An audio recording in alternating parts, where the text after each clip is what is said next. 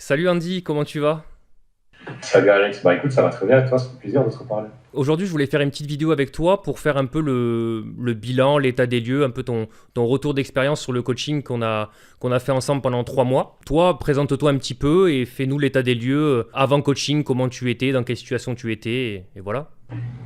Ok, bah comme tu le sais, donc moi j'ai 32 ans, je suis père de deux petites filles et je travaille full time. Donc moi, ce qui était très compliqué, c'est je n'ai pas de temps du tout. Donc typiquement, aller à la salle fin de journée, c'est impossible parce que je dois aller chercher mes enfants. J'ai la chance d'avoir un travail qui me permet d'aller à la salle sur mes temps de midi. Et comment dire, ce qu'il y avait, c'est qu'au niveau sportif, je crois que je touche à la musculation depuis mes 20 ans. Donc j'ai 12 ans d'expérience sans avoir 12 ans d'expérience et ma plus grosse complication que j'avais, c'était en denti, quoi. Donc en gros, moi j'allais à la salle, je vais me buter pendant un mois, presque à y aller genre 5-6 fois semaine. Et puis avec mon travail, des fois je dois partir, puis des fois la vie de famille fait que tu sais, les enfants sont malades ou autre, etc. Enfin, l'aléa de la vie fait que il y a des fois, j'avais pas la possibilité d'aller à la salle ou quoi, et donc là ma motivation tombait, et donc pendant des fois, des périodes de 1-2 mois, j'y allais pas. Et donc j'ai constamment fait du denti tout le temps. Mon niveau muscu, je pense avoir une très bonne base avant de te rencontrer, je pense avoir une très bonne base de manière générale sur tous les exercices, parce que j'ai eu la chance de m'entraîner avec des personnes qui étaient à fond dans le milieu muscu et qui étaient pas, qui faisaient les choses bien, tu vois. C'est-à-dire qui faisaient attention à la technique et qui n'étaient pas en mode charge au max, pète-toi le dos, et c'était pas de l'ego lifting, quoi. On m'a jamais appris à faire de l'ego lifting. Et donc voilà où j'en étais. Et quel a été du coup pour toi le déclic, le moment où tu t'es dit, bah là, il me faut un coach parce que bah, tout seul, j'arrive pas à vaincre les problèmes que j'ai actuellement, quoi. En fait, je te suivais depuis un bon moment, donc c'est vraiment toi qui m'as donné envie d'avoir un coach, très honnêtement, parce que je vais pas de mythos sur Instagram, je les ai tous, hein. Seabob, je l'ai, j'en ai plein d'autres, je veux dire, de coach, etc. et tout ça. Mais c'est vraiment toi qui m'as donné envie de prendre un coach. Pourquoi? Il y a un seul truc qui s'est passé, c'est que tu as fait à un moment donné, je sais plus exactement comment ça s'appelle, mais en gros, on avait la possibilité de te parler pendant 30 minutes de manière 100% gratuite. Et donc, j'ai été repris. Et donc, on a eu ce truc-là. Mais pour vraiment répondre à ta question, j'étais arrivé à un stade où, tu sais, après 12 ans, je faisais tout le temps la même chose. Et donc, il y avait le premier point, c'est au niveau de mes exos. J'ai jamais eu de grosses évolutions ou de grosses pertes. Et donc, j'étais constamment dans le questionnement de me dire, est-ce que finalement, ce que je fais, c'est vraiment bien? Est-ce que c'est vraiment correct? Je savais que les exercices que je faisais étaient bien exécutés. En tout cas, je pensais, pour la plupart. Mais je me disais, est-ce que la manière dont j'enchaîne mes entraînements, est-ce que mon temps de récupération, est-ce que mon temps, etc. Et vu que j'ai un planning qui est ultra serré, j'ai pas la possibilité de faire des séances, de me dire, j'ai 2 heures devant moi, vas-y, je fais 1 heure et demie, tu vois. Comme j'ai 1 heure de temps midi, j'ai 1 heure pour faire mes exos, quoi. Donc, il faut absolument que ce soit le plus efficace possible. Et alors, deuxièmement, mon plus gros problème, c'était la régularité, comme je t'ai expliqué, et aussi au niveau alimentation. Et donc, je te suivais vraiment depuis quand même un bon moment sur les réseaux. Et j'aimais beaucoup les trucs que tu apportais, la manière dont tu expliquais les choses. Puis moi, j'aime bien ta mentalité, etc. Et surtout, je trouve que toi, ça se voit, en tout cas, ça se voit. Moi, c'est ce que je ressentais. Tu n'étais pas dans le bullshit, tu vois. Ok. Parce que tu en as qui vont être là avec, pas méchamment, mais tu prends un cas genre Thibaut InShape, tu vois, pour prendre l'extrême. Le mec, ce qu'il va faire, il va dire prends ses protéines. Donc indirectement, j'avais l'impression que le gars, il va me vendre des choses. Peut-être que ça me fera du bien, mais peut-être que c'est pas nécessaire, mais il va me les vendre pour me les vendre, tu vois. Ok. Alors que toi, j'avais pas du tout la sensation que tu étais un objectif de vendre. Et clairement, quand on s'est parlé, par après, j'en ai clairement eu la certitude, je vais dire ça comme ça. Et donc voilà, moi en un, je te suivais déjà avant. C'est vraiment l'opportunité que j'ai eue j'y pensais déjà vraiment de me dire je prends un coaching ou pas. Mais on va pas se mentir, quand tu vois les prix, c'est pas cher. Enfin, il y en a qui sont très chers, mais je veux dire par là, je me disais, est-ce que j'aurais vraiment un bénéfice à le prendre ou pas? J'étais dans le doute. Et donc, je me suis dit, là, j'ai une opportunité gratuite de discuter avec quelqu'un qui m'inspire confiance, qui, je pense, va pas me bullshiter. Vas-y, prends ta demi-heure. Et en plus, je me souviens que tu avais fait un réel quand j'avais gagné où tu avais dit, on prend 30 minutes où, en fait, je vais t'expliquer comment je fonctionne, je vais t'écouter et je vais te dire si oui ou non tu auras un intérêt de prendre un coaching. Et c'est vraiment ça qui m'a fait basculer. Et puis après, on a discuté et clairement, je t'ai expliqué ma vie et tout ça et tu m'as dit, ouais, on peut travailler sur plein de trucs, on peut faire plein de trucs ensemble. Et puis après, je me suis dit, vas-y, let's go, on teste. Et du coup, toi, avant de partir sur un coaching avec moi, ça veut dire que tu n'avais pas eu de coach par le passé? Alors, j'ai pas eu de coach en tant que tel. Maintenant, comme je t'ai dit, j'ai eu un pote qui était à fond muscu. Et c'est un peu lui qui a été mon coach. Mais j'ai jamais fait la démarche. Par exemple, tu vois, j'ai fait plusieurs salles. J'ai fini par Basific parce que Sorry, c'est le moins cher. Mais j'ai fait plusieurs salles, des salles même qui étaient un peu chères, où il y avait des coachings. J'ai jamais pris un coach. Mais j'ai toujours eu quelqu'un qui était bien meilleur que moi. Et également, tu sais, quand tu vas tout le temps à la salle, forcément, tu commences un peu à voir les mecs qui sont des habitués. Et donc, je prenais beaucoup de conseils à gauche et à droite. Mais non, j'ai jamais eu de coach avant toi. Et du coup, donc ça faisait un petit moment que tu me suivais sur les réseaux, mais comme tu as dit, tu en suivais plusieurs autres. Donc pourquoi moi spécifiquement et pas un autre? Déjà vraiment en premier quand on voit ton physique, ça se voit que c'est naturel. Et du coup, pour quelqu'un qui est un gars lambda et qui veut pas faire Mister Olympia, c'est moi en tout cas, je trouve ça important de pouvoir me dire, ok, pas méchamment, mais son physique, je peux l'atteindre. Oui, tu t'identifies un peu plus, quoi.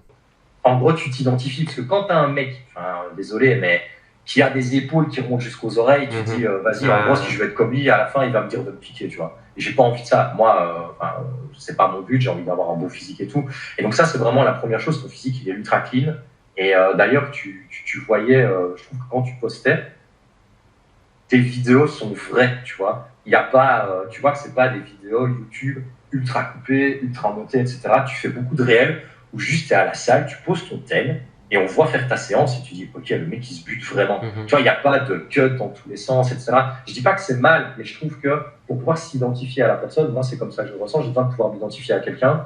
Et en gros, j'ai juste l'impression de me dire, en fait, le mec, je pourrais aller à la salle avec lui et il pourrait me donner des conseils. Tu vois. Oui, voilà, t'es connecté à la vraie vie, quoi. T'as l'impression d'être avec moi. C'est ça, tu vois, j'avais vraiment ce sentiment que, ouais, t'es réel, tu vois, t'es vrai, ce que tu veux. C'est vraiment ça que je trouve qui te différenciait de tous les autres que j'ai pu voir sur les réseaux, où j'avais le sentiment que les autres, c'est pas péjoratif parce que forcément, c'est un peu leur moyen de gagner leur vie et j'ai aucun problème avec ça, mais j'avais toujours ce sentiment que les autres, c'était je veux te vendre quelque chose. Okay. Alors que toi, j'avais le sentiment que c'était juste, écoute, moi, j'ai pas besoin de toi pour vendre des trucs. Par contre, moi, ce que je veux, c'est t'aider. Tu vois la différence. Okay. Et ça, c'est ce que moi, j'ai ressenti. Ok. Voilà. Bon, mais tant mieux, parce que c'est un peu l'idée que j'essaie de faire paraître, quoi. Je sais. Maintenant, je sais. Comment, du coup, tu percevais ton corps avant le coaching et combien de temps cette phase de non-acceptation, si je peux dire, a duré? Avant le coaching, tu veux dire? Oui, c'est-à-dire qu'en fait, toi, comment tu te voyais avant le coaching? Dans le sens, là, en fait, je fais le bilan, je stagne trop, ou je fais le bilan, mon corps, je le déteste, je m'accepte pas, tu vois, problème de confiance en moi, enfin, quelle que soit la raison, dans quel état d'esprit tu étais avant qu'on démarre ensemble? Moi, je suis dans un état d'esprit, c'est con, mais c'est vrai, quand tu passes 30 ans, ton corps, il se prend une claque. C'est-à-dire que tu passes 30 ans, tu fais une semaine de malbouffe, tu te lèves le matin, t'apenses, tu vois limite plus tes orteils, quoi. Et moi, je refusais d'avoir ça. Comme j'ai dit, j'ai 2 petites filles. La santé, c'est important. Et donc, je me suis dit, à un moment donné, tu vas à la salle de manière régulière. Tu adores ça en plus. Et donc, je trouvais que les efforts que je voulais mettre en place par rapport au corps que j'avais, ça n'allait pas du tout. Et puis, clairement, ouais, j'aimais pas mon corps. J'aimais pas, j'avais vraiment une peur viscérale d'aller trop loin, tu vois. Par exemple, en gros, de devenir trop gros ou trop fat, quoi que ce soit, et de me dire, putain mec, t'as 34 ans, maintenant tu n'auras plus le temps réellement pour les perdre, tu vois. Et donc je voulais vraiment, entre guillemets, repartir sur une bonne base et pas arriver à ce moment où, si tu veux récupérer un beau corps, mec, il va falloir que tu fasses, 20 heures de sport par semaine, etc. Et donc vraiment, je me regardais dans la glace, je m'avais pas, et je voulais vraiment trouver un truc qui me permette juste d'être fier de moi, tu vois, et que, aussi, la fierté, et puis surtout pour la santé, quoi, parce que tu te rends compte que quand tu passes 30 ans, c'est jeune, c'est pas ça, mais vraiment quand tu as 20 ans, tu peux un peu faire n'importe quoi, ton corps, il a un bon métabolisme, mais vraiment quand tu as 30 ans, tu passes les 30 ans, tu le sens de fou. Il te manque une demi-heure de sommeil, tu récupères pas du tout comme avant, tu manges un peu mal, tu récupères pas du tout comme avant, genre, t'es une larve, quoi. Et j'étais là, non, je veux pas être une larve, tu vois. Et voilà. Je suis totalement d'accord avec toi parce qu'on se rend compte, hein, mais sur tous les plans, hein, quand tu arrives à la salle et que tu t'échauffes pas suffisamment, à l'époque, tu arrivais, limite, tu faisais même pas de gamme montante, tu prenais les haltères, aucun problème. Là maintenant, c'est les élastiques, c'est le cardio, c'est 3-4 séries d'échauffement avant la série effective. Et pareil, comme tu dis, pour le sommeil, avant, quand t'as 20 ans, t'enchaînes 2-3 soirées, tu dors 4 heures par nuit, aucun problème, la cuite la veille, tu récupères le lendemain, tu repars. Là, t'as l'impression qu'il te faut 2 semaines pour t'en remettre, quoi. Et c'est exactement ça. Et je l'ai vécu parce que j'étais un gros sorteur et je brûlais la vie des debout. Là, maintenant, frérot, je perds 30 minutes de sommeil, c'est la mort. Voilà, en plus, t'as la vie de famille qui se rajoute aussi, donc ça aide pas. Tu les cumules un peu, mais moi, c'est pareil. C'est-à-dire que là, je vais avoir 29 ans là, dans quelques jours. Je le sens déjà. J'ai pas encore les 30 ans, mais à mesure que j'avance, je sens que tout est différent, quoi.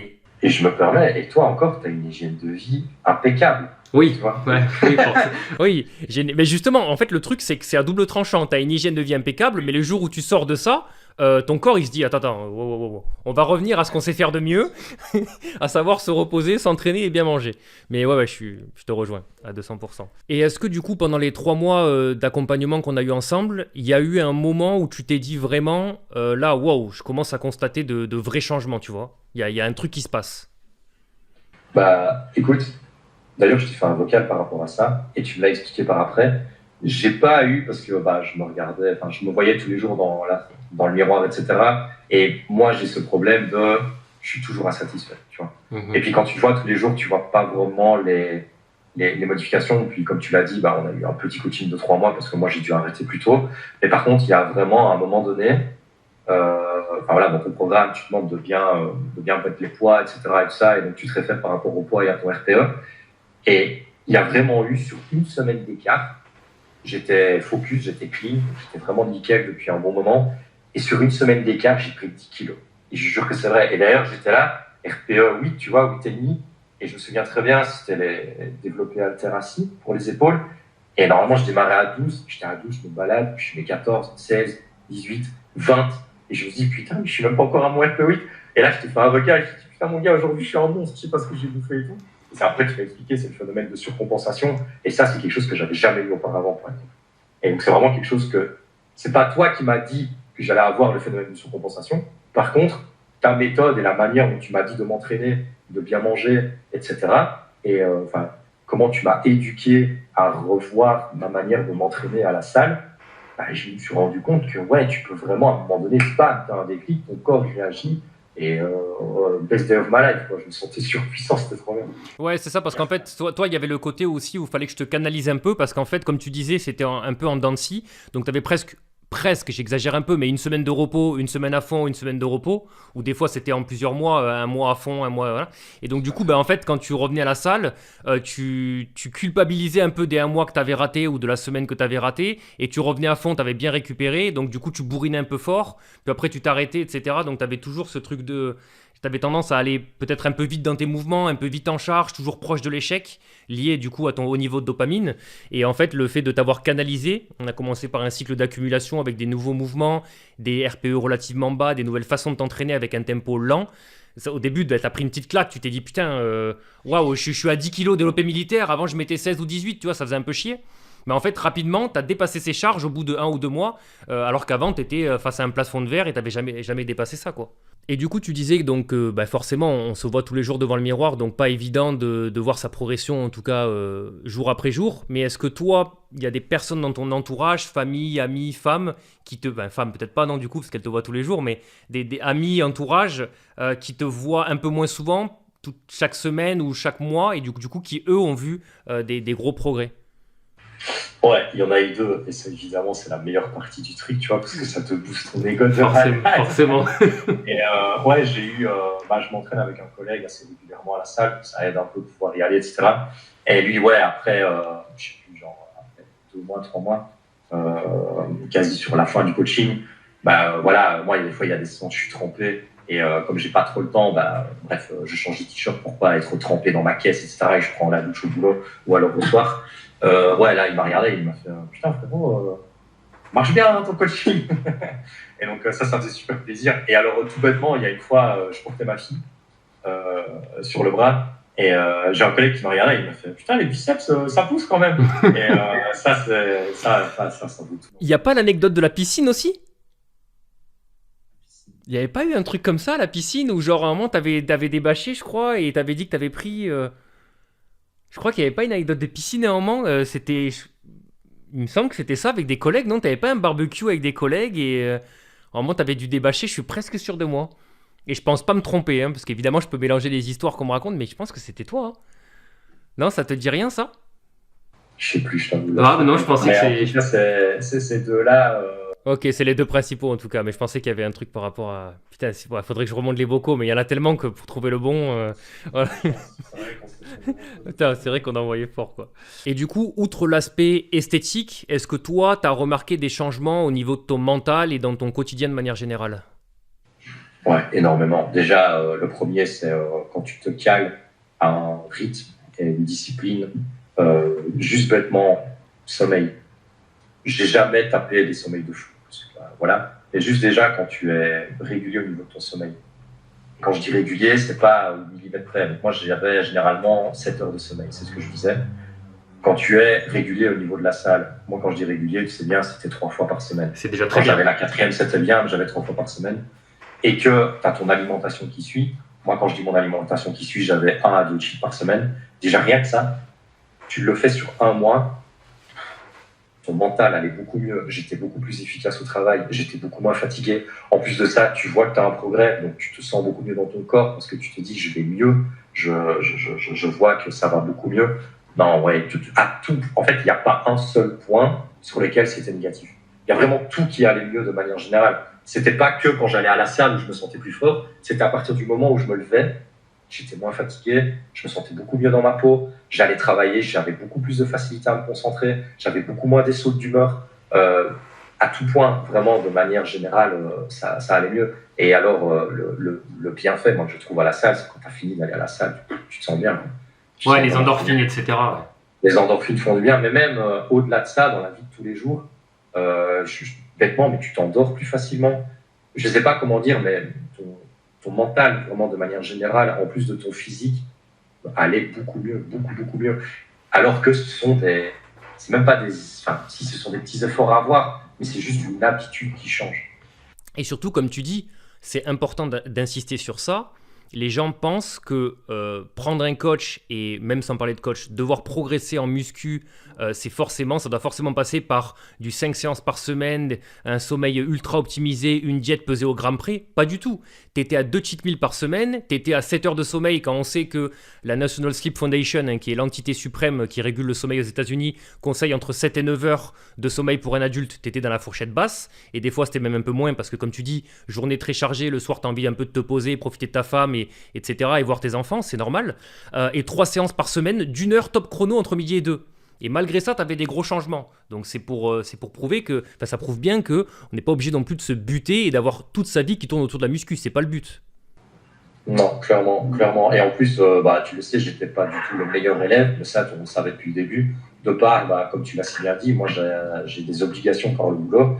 Et quand je dis ça, c'est tu le savais bien, il y avait des semaines, j'avais des réunions, etc. Je savais pas y aller. Donc il y a des semaines où j'avais qu'un seul entraînement par semaine, mais même ça, juste, en fait, tu as les 3 pôles principaux qui sont le sommeil, la nourriture et l'entraînement. Et la récupération, on va dire, je le mets dans le sommeil. Exactement. En fait, si tu en retires un, avec le background que tu as accumulé, c'est pas grave, en fait. Et ça, c'est important. Et ça, c'est vraiment quelque chose que tu m'as appris. Moi, j'avais trop dans la tête de me dire, je rate une semaine de sport, c'est bon, tout est niqué, tu vois. Et pas du tout, absolument pas. Ça change que dalle. En fait, tout ce que tu as accumulé, c'est pas du tout perdu. Et je pense que, on a arrêté le coaching il y a 3-4 mois. Même maintenant, je l'ai pas encore perdu, ce que j'ai accumulé sur les 3 petits mois que j'ai eu avec toi, tu vois. Et ça, ouais, c'est game changer. En fait, voilà, ça, on a beaucoup bossé sur ça. C'est le fait que toi, c'était soit 100%, je suis vraiment ultra carré de ouf, soit c'est 0. Toi, t'es un interrupteur, c'est on ou off. Et en fait, on s'est rendu compte que valait mieux faire du 80-20. Tu vois, 80% du temps, je fais des efforts, mais il y a des 20% où je dors un peu moins, je récupère un peu moins bien, j'ai des semaines plus chargées, je peux pas aller à la muscu. Mais au lieu de progresser comme ça en montagne russe, tu progressais peut-être un peu plus doucement, mais ça s'arrêtait jamais. Et c'est ce que tu as acquis d'un point de vue aussi mental, c'est important. C'est sûr. Et je me souviens, je te faisais des vocaux où j'étais là, putain, Alex, j'ai craqué, je suis pas su aller à la salle et tout. Et je me souviens que j'étais trop endetté et toi, tu me disais, mais c'est pas grave, tracasse, je te jure, c'est pas grave, tu verras pas de différence. Et t'avais full raison. Ça, c'était vachement bien aussi. Ouais, mais c'était bien de pouvoir échanger aussi, et même, tu vois, ça réconforte de se dire, bah en fait, bah, en plus, moi je te le disais, on a tous une vie. Moi, c'est sûr que les gens se comparent à moi, mais c'est normal, moi c'est mon métier et tout, c'est ma passion, je fais que ça, tu vois. Mais je comprends très bien que la vie n'est pas censée tourner autour de la muscu, et justement, c'est à toi de faire rentrer la muscu dans ta vie au milieu de tout ce qu'il y a autour, quoi. Ouais, clairement. Et pour ça, t'as été une aide franchement incroyable. Vraiment. Bon, ben merci en tout cas. Et pour finir, dernière question, qu'est-ce que tu dirais à quelqu'un qui serait aujourd'hui dans la même situation dans laquelle tu étais toi avant le début du coaching et qui peut-être aujourd'hui hésiterait? Ouais, prends un coach. Direct, honnêtement, prends un coach sans hésiter. En vrai de vrai, si c'est exactement la même situation que moi, et même une situation, si tu hésites, et que je pense que le plus important, c'est d'ailleurs ce qu'on avait discuté ensemble, et tu insistes très fort là-dessus. Le plus important, c'est de savoir toi, qu'est-ce que tu veux. Pour quelles raisons est-ce que tu as envie d'avoir un coach? Et comme on l'a dit, c'est les 3 pôles sur lesquels moi tu m'as aidé. C'est est-ce que tu veux t'améliorer à la salle? Est-ce que tu veux améliorer, ta nourriture? Ou est-ce que tu veux améliorer ton sommeil, etc. Ou est-ce que tu veux améliorer les 3? Et c'est super important, je lui dirais, de manière générale, de te dire pourquoi est-ce que tu veux prendre un coach. Mais dans tous les cas, prends-en un, parce qu'au pire des cas, c'est ce que je me suis dit, donc je vais être honnête avec toi. Au pire des cas, je me suis dit, bon allez, je vais prendre un coaching.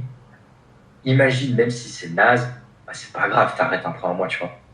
Et je trouve que c'est vraiment un pas qu'il faut faire, parce que le bénéfice que t'en retires, même si tu fais, ben voilà, comme moi, j'ai fait une petite séance avec toi, c'est-à-dire que je n'ai pris que 3 mois de coaching, mais ces 3 mois-là, je les garderai à vie, tu vois, tout ce que tu m'as appris, tout ce que tu m'as donné, tout ce que j'ai mis en place, etc.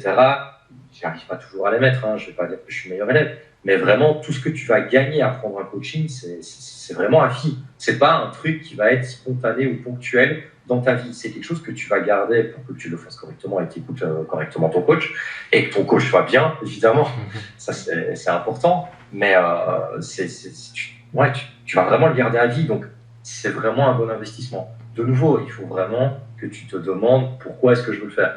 Si tu ne te dis pas que je vais me donner les moyens à fond et tout, ça sert à rien, tu vois. C'est comme si, entre guillemets, tu prenais un diététicien, tu vois, mais que derrière, tu bouffes full McDo, ça n'a pas de sens. Tu vois, il faut quand même un peu avoir la mentalité et avoir la discipline de te dire, OK, je prends un coach, je vais vraiment faire ce qu'il me dit. Évidemment, si tu prends un coach, mais que tu n'es pas dans une mentalité de dire, je vais faire ce qu'il dit, ton coach, il n'est pas magicien, il ne va pas prendre une baguette magique et changer ton corps, quoi. C'est ça. Donc, il faut l'éviter. Ça coule de sens, mais je peux comprendre qu'il y a des gens qui vont vouloir prendre un coach en se disant « Ah, génial, je vais prendre un coach, je vais prendre 10 kilos de muscle, mais je vais rien changer à ma vie. » Non, les efforts vont principalement être de toi, en fait. Hein. C'est, je dirais, c'est du 60, même presque 70% de toi et 30% de ton coach, quoi. Si toi, tu fais pas les trucs, tu n'auras rien. Oui, c'est ça, voilà.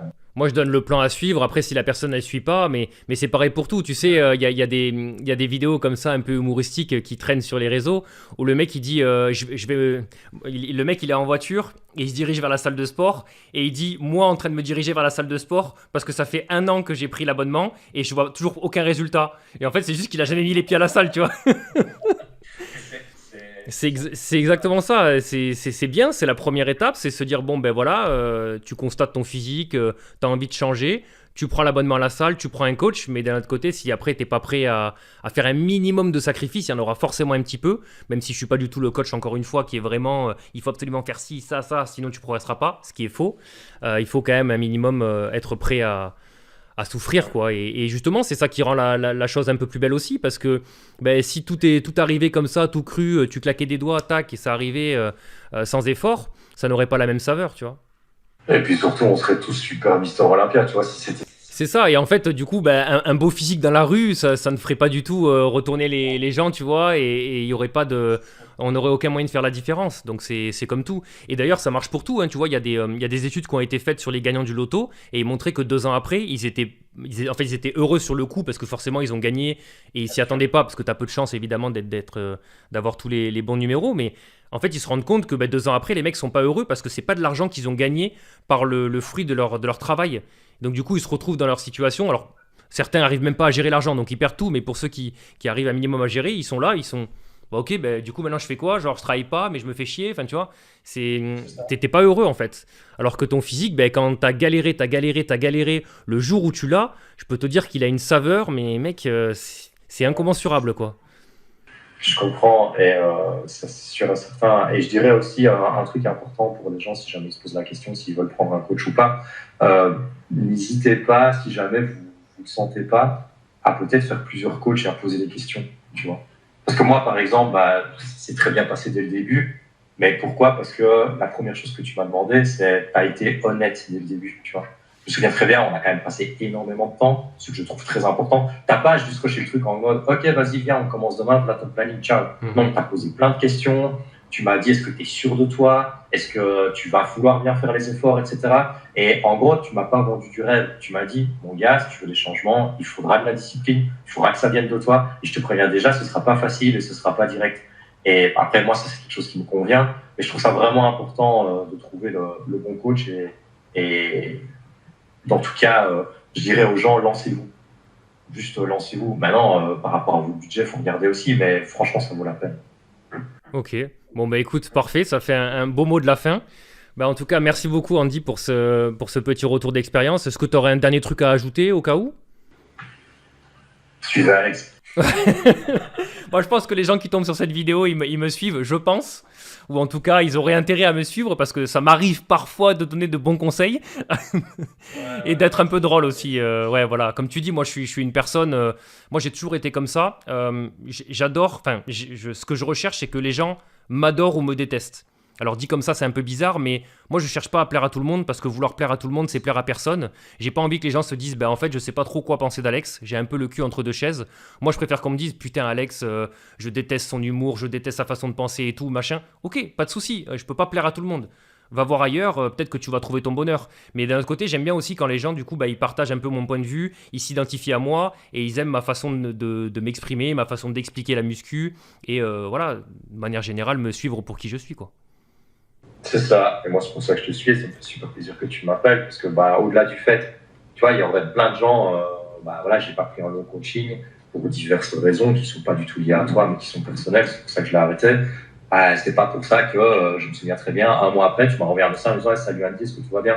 Et ça m'a pas surpris parce que tu es comme ça en fait. C'est pas parce qu'entre guillemets, allez, disons-le franchement, c'est pas parce qu'on arrête de te payer que tu vas juste dire bah ciao, plus jamais je te parle. Pas du tout. Et regarde, maintenant ici, ça fait 4 mois qu'on a arrêté le coaching et pourtant bah tu prends des nouvelles de temps en temps, forcément pas tous les jours. Je vais pas te demander ça non plus. Mais C'est ça, et puis il y a un truc que j'ai rajouté aussi dans mon coaching, parce qu'en fait pour moi à la base c'était naturel, mais pour les gens ça l'était pas, donc je me suis dit bon ben en fait c'est c'est le c'est une vraie valeur ajoutée que j'ai, mais moi je me rendais pas compte, c'est que j'ai rajouté la garantie jusqu'à obtention des résultats, c'est-à-dire qu'en gros une personne, si elle voit pas d'effet sur son corps, ce qui est impossible, heureusement d'ailleurs, mais elle le sait pas à l'avance avant de prendre le coaching, elle sait pas si ça va marcher, et donc du coup pour la rassurer je lui dis écoute, si tu prends 6 mois de coaching et qu'il en faut 7, il en faut 8 parce que tu pars en vacances, parce que tu tombes malade, parce que tu te démotives, parce que on a eu, quel que soit le problème, on continue gratuitement, tu vois, et je continuerai à prendre de tes nouvelles, même si on bosse pas ensemble et tout.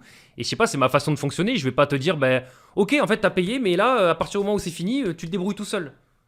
Non, on est des humains après tout, tu vois. Il y a quand même un échange aussi, il faut que ce soit honnête. ouais, tout le monde n'est pas comme toi, Alex. Ouais, non, mais je sais, mais moi, ça me paraît naturel, tu vois. T'as aussi un lien. Le coaching, en fait, c'est important. Demain, tu peux avoir le mec qui a les meilleures connaissances au monde et la meilleure expérience au monde. S'il a pas un minimum de côté humain, tu vois, et empathique, ça vaut zéro. Ouais, c'est vraiment pour ça, moi, je t'ai pris et que je t'apprécie et que je t'apprécie encore. C'est, en tout cas, pour moi, le plus important, c'est ce côté humain. Et chose aussi, je trouve, qui est vachement bien avec toi, c'est t'adaptes vraiment ton coaching. Pas, tu t'adaptes pas à toi, donc je veux dire toi, t'es toi, tu vois, mais par rapport aux personnes, parce que je le voyais entre guillemets dans les réels que tu mettais ou autres, etc. T'adaptes vraiment ton coaching à la personne. Parce que moi, je suis arrivé, enfin, quand même pour remettre dans la base, j'ai 1 heure sur le temps de midi, maximum 3 à 4 fois par semaine. Et j'ai une vie où à côté, je ne sais rien faire, avec des enfants en bas âge, etc. Et tout ça. Et ben, malgré ça, tu as réussi à me faire un programme qui tient la route et j'ai vraiment obtenu des résultats. Tu vois, tu m'as pas dit, ah bah non, désolé, il faut minimum 1 heure et demie ou il faut minimum que tu fasses 5 séances. Non, pas du tout. Et je me souviens même que tu m'avais dit, à un moment donné, c'était hyper tendu, etc. Tu m'as dit, écoute, c'est pas grave, si tu veux, je peux même refaire ton programme et je peux même réduire à 2 fois par semaine. Et donc, tu vois, tu m'as pas dit à un moment donné, ah bah mec, attends, on est parti là-dessus, si t'arrives pas à faire les 3 fois semaine, bah tant pis pour toi, tu vois.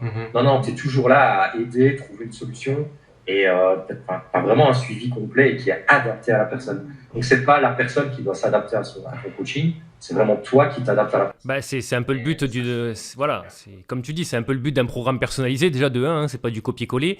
Et puis surtout, moi, j'ai une valeur que je défends. Alors, elle n'est pas de moi, hein, la citation, c'est 1 vaut mieux que 0, c'est Fabien Olicard. Parce qu'en fait, tu vois, il vaut mieux, évidemment, c'est poussé à l'extrême, mais il vaut mieux faire une pompe que 0.